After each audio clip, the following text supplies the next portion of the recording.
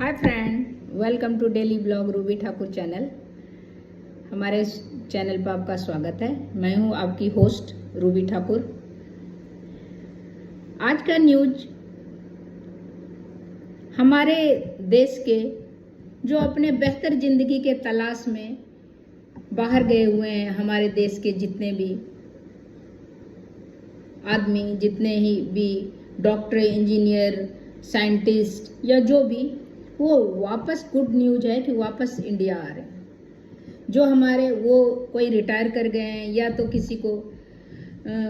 किसी का रिटायरमेंट का रिटायर हो गए या कोई अपना बिजनेस यहाँ सेटअप करना चाहता है बाहर से, क्योंकि सारे जहाँ से अच्छा हिंदुस्तान हमारा।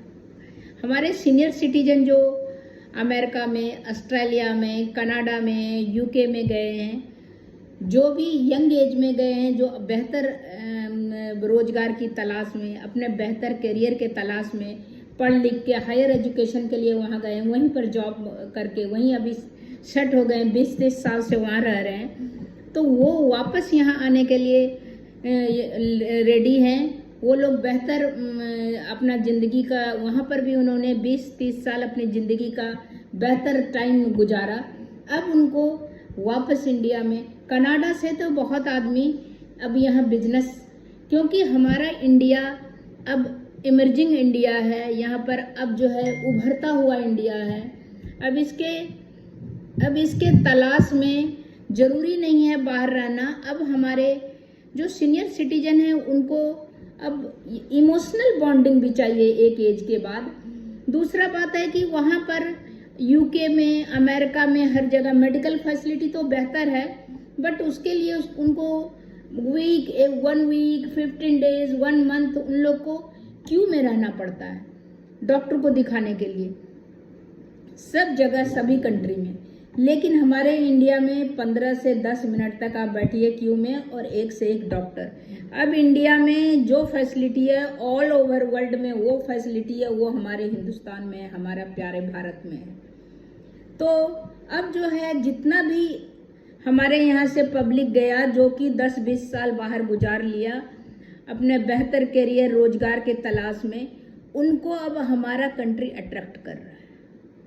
वापस वो अपने होमलैंड, मदरलैंड आना चाहते हैं। एक इमोशनल बॉन्डिंग भी है कि सारे जहाँ से अच्छा हिंदुस्तान हमारा, मतलब हमारा हिंदुस्तान सबसे बेहतर है।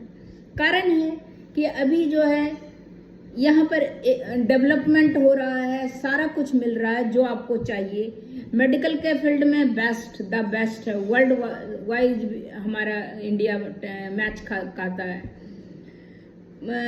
बेहतर बिजनेस के भी आप देख रहे हैं यहाँ पर डेवलप हो रहा है।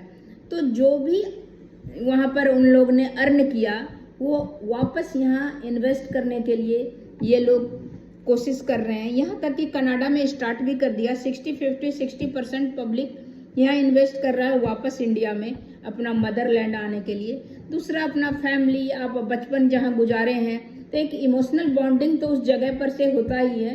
बेशक आप अपना बेहतर लाइफ और अपने फैमिली का या अपना फ्यूचर के लिए आप चले गए हैं देश विदेश, लेकिन जब आपके घर में एक गाना भी था कि अगर घर में रोटी है तो फिर बाहर चिट्ठी आई है वाला, जो पंकज उदास का है गाना, उसमें सही है कि हमारे घर में भी रोटी है तो फिर हम बाहर क्यों रहें। तो सबको अब रियलाइज हुआ कि होमलैंड इज बेस्ट लैंड। और दूसरा बात है कि सबसे ज़्यादा सेफ हमारा हिंदुस्तान है हर लिहाज से। मेडिकल आप देख लीजिए, सेफ्टी देखिए, कॉस्ट ऑफ लिविंग, बाहर में कॉस्ट ऑफ लिविंग बहुत ज़्यादा है, यूके में, अमेरिका में, कनाडा में। यहाँ पर वही जो है बेहतर ज़िंदगी जी सकते हैं। अगर ओल्ड एज में अगर आपसे काम नहीं होगा बाहर में, तो यहाँ पर भारत में आपको मिल जाएगा, हेल्पिंग हैंड मिल जाएगा। तो इन सब को सोचते हुए मद्देनज़र सबका ये डिसीजन हुआ है कि वापस अपने देश आया जाए और सुख शांति से जिया जाए, रिश्ते नाते परिवार के साथ प्यार बांटा जाए और सुकून का ज़िंदगी, हर फैसिलिटी है, हर चीज़ का सुविधा है इंडिया में है। बेसिक क्या चाहिए आदमी को? बेसिक भोजन, वस्त्र, आवास, बेसिक चीज़ है। बाकी सारा कुछ डेवलपमेंट है, इंटरटेनमेंट, सारा कुछ क्या नहीं है, सारा कुछ है यहाँ पर। तो सब कंट्री के जितने सीनियर सिटीजन हैं सब बैक वापस आना चाहते हैं। तो इसका कुछ एक रिपोर्ट आप देखिए कि सबका क्या फीलिंग है और क्यों बैक आना चाहते हैं। क्योंकि अपना होमलैंड को, अपना कंट्री को उभरता हुआ देख के सबको अपना लग रहा है कि जहाँ से हम चले थे वापस वहाँ चले तो मेरा गोल पूरा हो जाएगा। तो देखिए, A lot of Indians settle abroad. Better living standards, high-paying jobs attract them. But once they have saved enough, many want to return to their homeland after retirement. Look at this survey now by a fintech platform. It shows at least 60% of the non-resident Indians living in the US, Canada, the UK, Australia and Singapore want to come back to India to spend their golden years. Let's take a look at some more figures. 80% of NRIs based in Australia plan to return to India after retiring. We have the same figure for Singapore. From the US, 75% of NRIs want to come back. From the UK, the figure stands at 70%. From Canada, it is 63%. So why do so many Indians want to come back home? It's as much for financial as for emotional reasons. You see, India is formulating a strong strategy to stabilize its economy. It has become an emerging global startup hub to reckon with. There are stellar manufacturing capabilities, financial services, and technology advancements. Simply put, there are promising investment opportunities for NRIs who have earned in dollars. Investment in India can bring huge profits. In fact, a whopping 72% of NRIs believe that India has a stable investment avenue. They are bullish on India's growth. 56% of the NRIs based in the US and 44% of those in Canada have already started investing in India for retirement. Then, of course, there is low cost of living. NRIs who have earned in dollars all their life and have thousands saved up in their retirement funds can afford a better life in India. Much better.